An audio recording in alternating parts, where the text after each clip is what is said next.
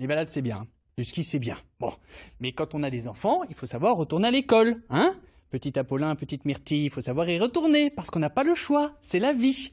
Ça, c'était le discours d'avant, évidemment, avec les parents qui se trompent peut-être, puisqu'il y a maintenant plusieurs écoles proposées. Il y a l'école de la vie et il y a l'école alternative. On en parle avec vous, Julien Perron. Merci d'être avec nous. Vous avez fondé ce congrès qui parle de l'école alternative donc à Montpellier et qui découle un peu de ce festival dont vous étiez venu nous parler, l'école de la vie. D'abord, un mot sur ce que vous appelez l'école de la vie. Oui, alors l'école de la vie, c'est un projet qui est encore au stade de projet d'une école que j'ai envie de créer, qu'on appelle une école nouvelle ou une école alternative. Et donc, il faut remonter 5 ans en arrière. Et à l'époque, j'ai écrit un article. Et en publiant cet article sur notre blog, j'ai reçu plus de 600 emails en l'espace de 3 mois. Ah oui. Et j'avais du mal à répondre à tout le monde. Donc, du coup, j'ai organisé un pique-nique.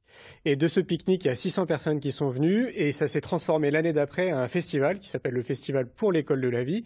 Et on est passé de 600 personnes à 10 000 personnes au château de Flaugergues à Montpellier. Et le festival, septembre, hein. C'était en septembre, ouais, exactement. C'est tous les ans au mois de septembre. Et le festival nous a amené à créer le congrès Innovation en éducation pour répondre peut-être à une espèce de transition entre le festival et quelque chose de plus professionnel.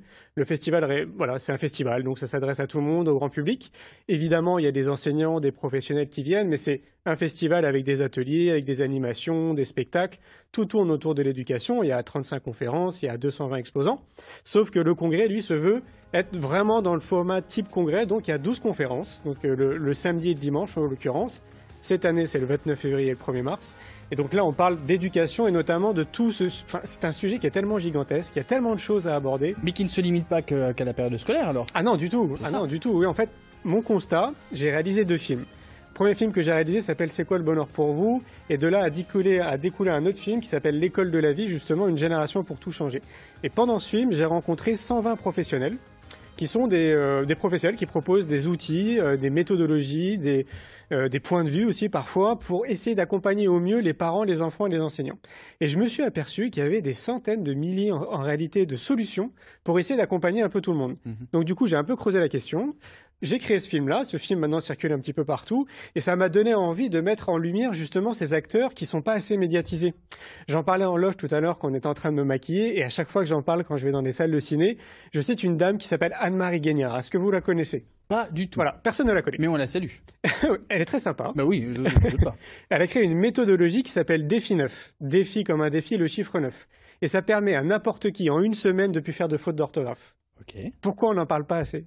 C'est vrai. Voilà. Et donc, il y a plein de gens On comme va ça. l'inviter ici, tiens. Ah oui, c'est une très belle Vous allez idée. nous donner son numéro. D'autant qu'elle vient de sortir un livre, là, donc je vous donnerai son numéro. Très bien. Et les conférenciers qui viennent au congrès sont des acteurs qui sont un peu comme Anne-Marie Gagnard, qui ont créé des outils qui fonctionnent, parfois validés par les scientifiques, mais on n'entend pas parler. Et donc, on est face à une situation à l'heure d'aujourd'hui où les enseignants, beaucoup d'enseignants en ont marre du système, les parents en ont marre et les enfants aussi en ont marre. Alors qu'il y a plein de solutions qui existent autour de nous, et mon idée, ce serait justement de marier les deux.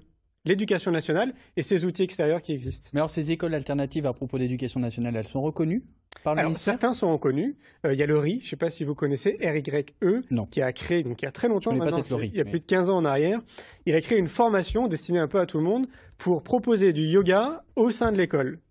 Il y a Frédéric Lenoir qui a créé la fondation Sève et qui permet aussi de suivre une formation et de proposer des ateliers philosophie et méditation au sein de l'école. C'est validé par le ministère de l'Éducation nationale.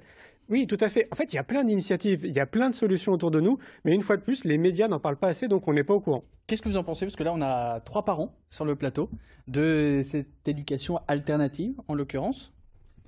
Moi, je trouve que c'est une super idée de le mettre en avant parce que justement, moi, j'ai un petit peu peur en tant que maman des choses qu'on ne connaît pas. Si c'est pas validé par l'État, est-ce que ça a vraiment intérêt pour les enfants, pour la famille? Donc, voilà. Ça pose question. Vraiment, ça pose question. C'est ce qu'on voit au Festival pour l'école de la vie.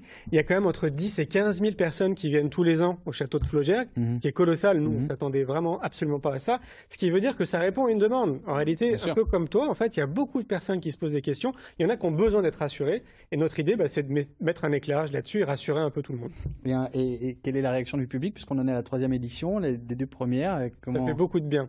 En fait, ce qui se passe, c'est si on isole les enseignants, il y a beaucoup d'enseignants qui se sentent isolés dans leur réflexion et dans ce qu'ils essayent d'amener en plus au sein de leur classe. Et donc, quand ils arrivent au congrès, au festival, ils trouvent des collègues, ils trouvent des personnes, des citoyens, tout simplement, qui sont dans la même dynamique. Parfois qu'on crée des solutions, comme je vous dis, mais qui sont en tout cas dans la même dynamique. Donc, du coup, ça fait du bien d'être entouré de personnes qui sont un peu comme nous, on va dire, et qui essayent de faire force de proposition.